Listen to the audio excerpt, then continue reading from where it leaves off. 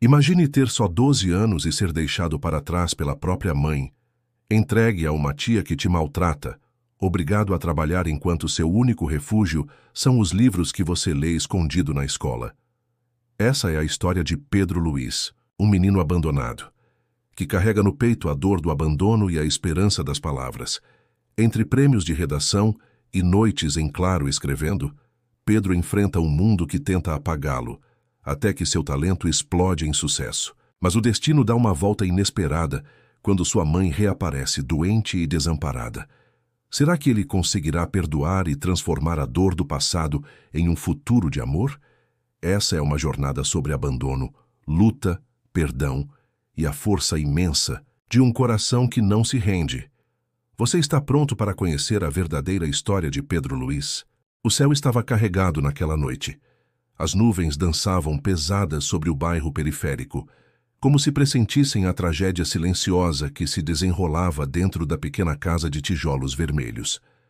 Pedro Luiz, com apenas 12 anos, arrumava suas poucas roupas numa mochila surrada. Não entendia bem o porquê da pressa, mas o olhar da mãe, aquele olhar que antes trazia aconchego, agora era apenas um espelho de culpa. Ela evitava encarar seus olhos castanhos, idênticos aos do pai falecido 2 anos antes, e arrastava, os pés pela casa com o peso de um segredo insuportável. "Mamãe, por que eu não posso ficar?" perguntou Pedro com a voz embargada, segurando um caderno de capa azul, o mesmo onde escrevia pequenas histórias imaginárias desde que o pai se fora. Sílvia fechou os olhos por um segundo longo demais. Seu rosto ainda jovem já trazia sulcos de inquietude. "Pedro, você precisa entender. Agora vai ser melhor para você. Na casa da sua tia você vai ter disciplina, comida, uma cama. É só por um tempo", disse, quase sussurrando como se mentisse mais para si mesma do que para o filho. Ele não respondeu.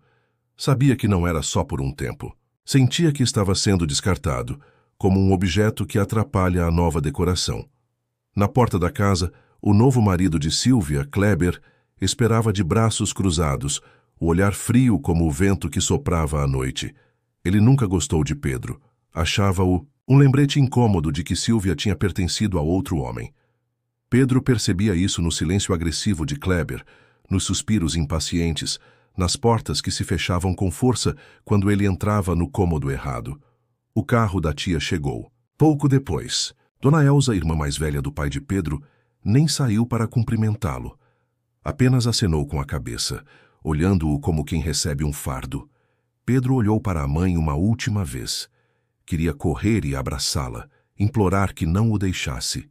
Mas seus pés estavam colados ao chão pela vergonha e pela dor. Ela se abaixou e ajeitou a gola do casaco dele. Tocou seu rosto hesitante. "Seja forte, meu filho. Um dia você vai entender." Ele nada respondeu. Apenas entrou no carro. Pela janela, embaçada, viu a silhueta da mãe desaparecer na sombra. Naquela noite, Pedro Luiz morreu menino e nasceu o sobrevivente.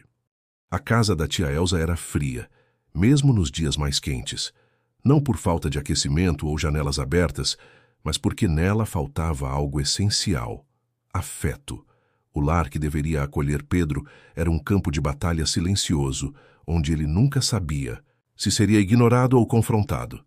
Logo nos primeiros dias, Elza deixou claro seu desdém. "Você come da minha comida, dorme debaixo do meu teto. Vai ter que compensar isso. Nada de moleza aqui", disse ela enquanto empurrava um balde e um pano de chão em sua direção. Pedro, assustado, assentiu em silêncio. As tarefas eram intermináveis. Antes de ir para a escola, precisava lavar o quintal, passar pano na sala, alimentar os cachorros e recolher as roupas do varal. Ao voltar, a lista continuava: louça, banheiro, janelas, chão.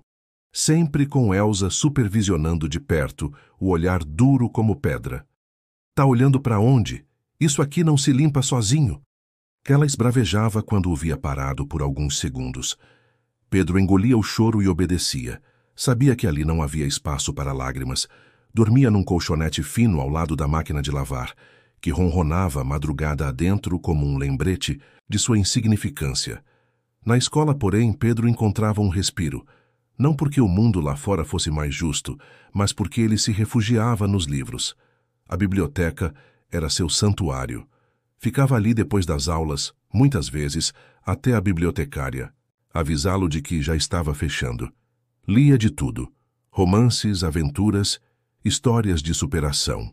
Cada página era uma fuga, cada história uma alternativa à sua.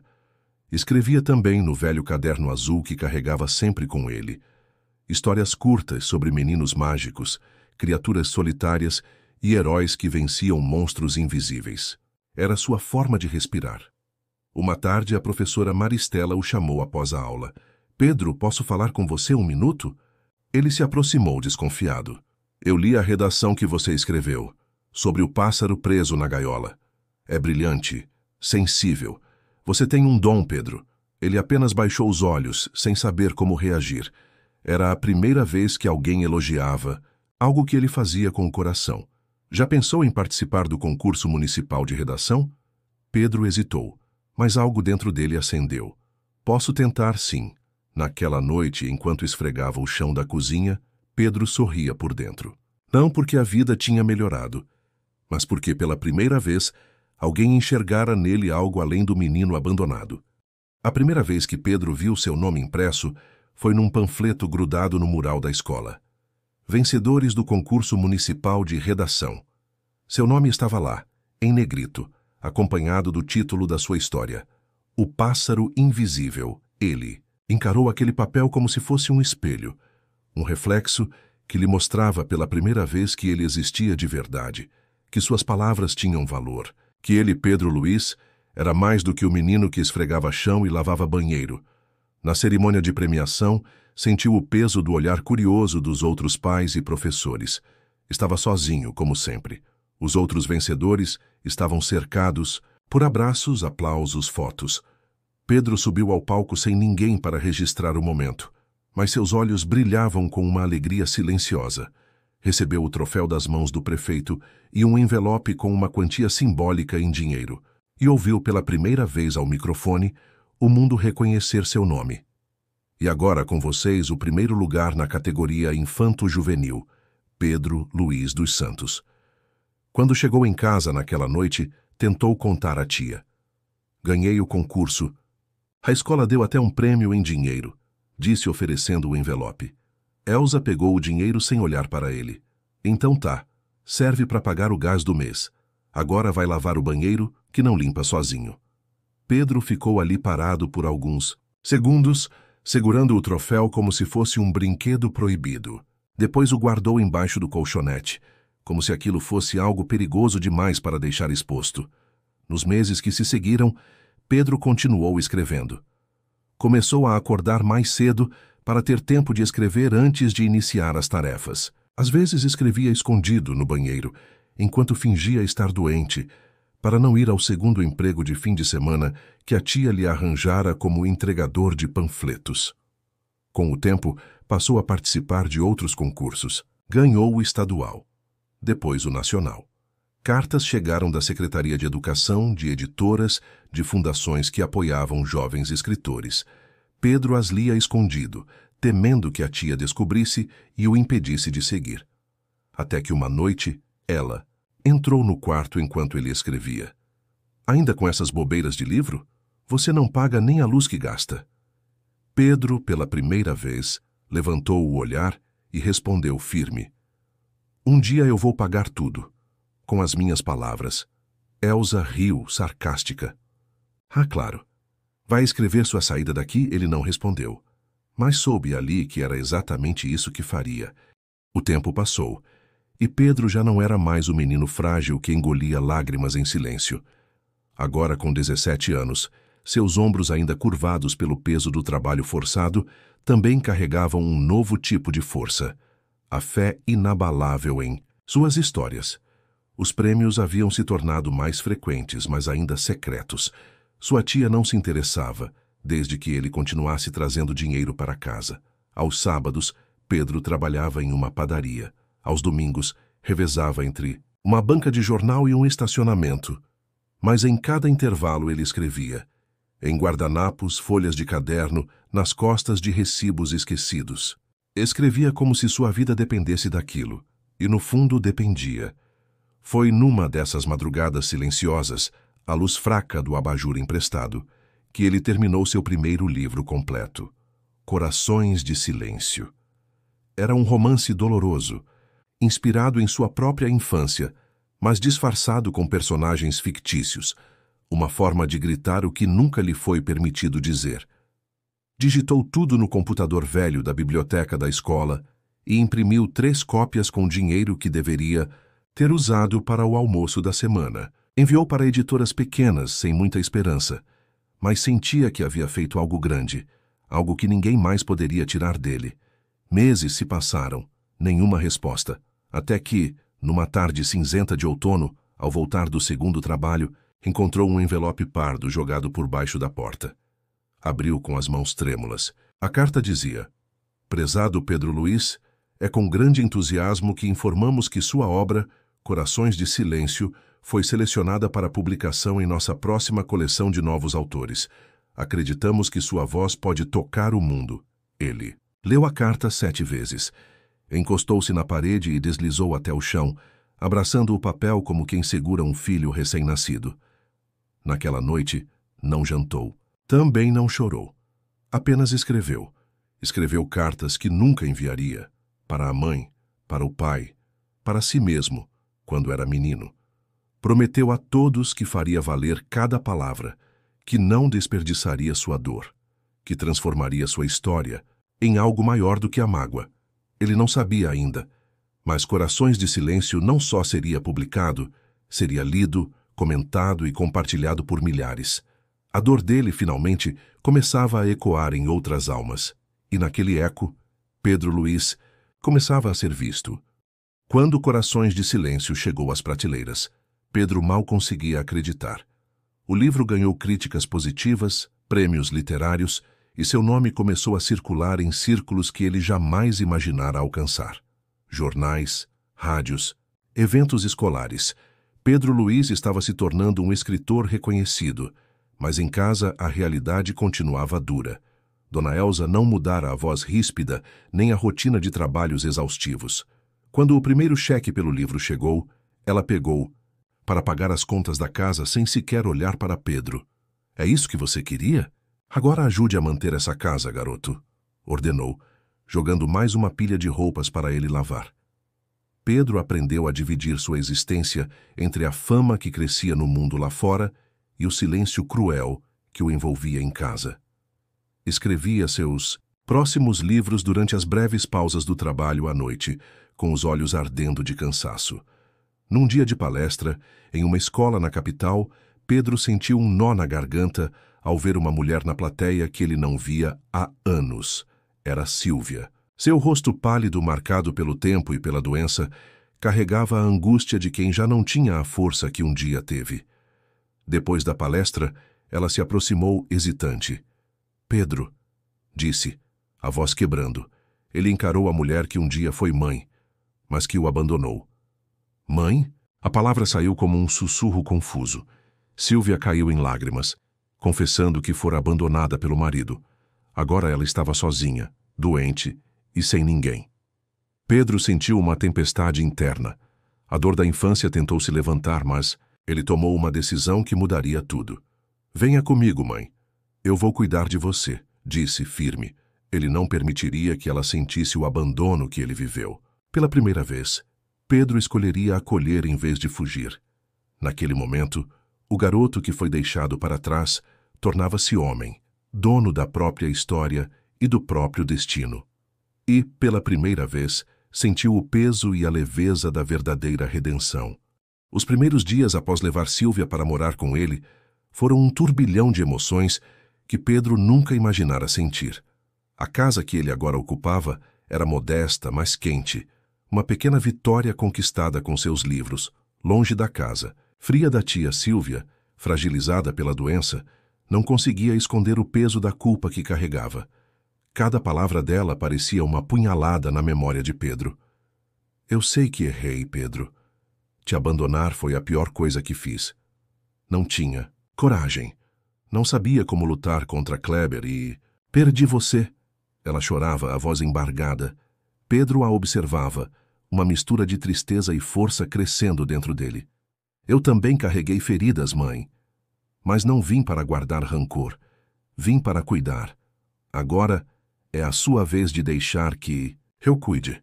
Eles passaram dias entre consultas médicas, remédios e conversas longas e silenciosas. O menino que havia sido deixado para trás agora segurava a mão daquela mulher, a mesma que um dia o rejeitara.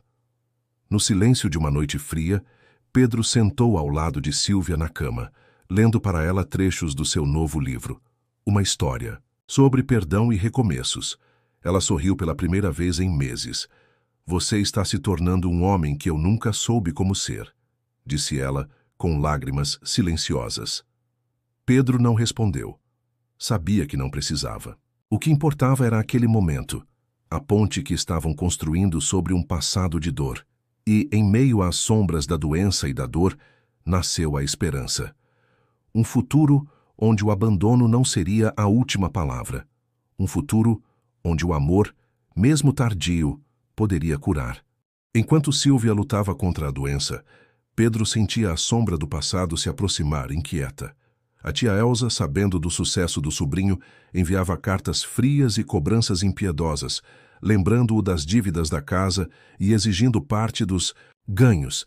Era como se ela quisesse agarrar o que Pedro conquistara, mas sem jamais reconhecer o garoto que ele havia sido. Você não é ninguém sem mim, escreveu Elsa em uma das cartas. Não teria chegado a lugar algum se não fosse pelo teto que lhe dei. Pedro amassou a carta e olhou para a janela, onde o sol se escondia atrás das nuvens cinzentas. Sentia o peso daquela voz tóxica tentando puxá-lo para baixo, para a mesma escuridão onde cresceu. Mas a voz que ele escutava agora não era a dela, era a da sua própria coragem. Em um gesto que simbolizou sua libertação, Pedro escreveu uma resposta simples. Não busque em mim o que nunca soube dar. Minha casa agora é feita de palavras, perdão e escolhas. Aprendi a ser forte não com gritos, mas com silêncio. Obrigado por me ensinar o que não quero ser. Ele não enviou a carta. Guardou-a como um lembrete do passado que não poderia mais dominar seu presente. Com Sílvia ao seu lado, Pedro encontrou forças para continuar. Cada dia com ela era um presente, e cada palavra escrita era uma luta contra a escuridão que um dia quase o engoliu. A doença avançava, mas o coração de Pedro, por dentro, pulsava mais forte do que nunca. Naquela batalha, ele compreendeu que o verdadeiro sofrimento não estava na dor física, mas no vazio deixado pela ausência de amor, e que mesmo em meio a cicatrizes, a vida podia ser escrita novamente, com esperança e perdão. O hospital era um lugar estranho para Pedro Luiz, onde o tempo parecia escorrer entre dedos trêmulos e esperanças frágeis. Sílvia, deitada numa cama branca, respirava com dificuldade, os olhos marejados fixos nele. Pedro segurava sua mão com firmeza, como se ali estivesse a resposta para todas as perguntas não feitas do passado. Mãe, ele começou, a voz embargada, eu nunca te odiei de verdade. Só tive medo. Medo de ser esquecido, de não ser amado. Sílvia apertou a mão dele, um gesto silencioso que valeu mais que 1000 palavras. Você foi meu maior presente, Pedro. Mesmo quando me perdi, você sempre esteve no meu coração. Respondeu com um fio de voz. Nos dias seguintes, Pedro dedicou cada instante a cuidar dela, escrevendo no caderno azul histórias de recomeço, para que, mesmo se o fim chegasse, algo seu ficasse com ela. Quando Sílvia fechou os olhos pela última vez, Pedro sentiu a dor que jamais esperava conhecer. A dor de quem ama e perde, mas também a paz de quem perdoou.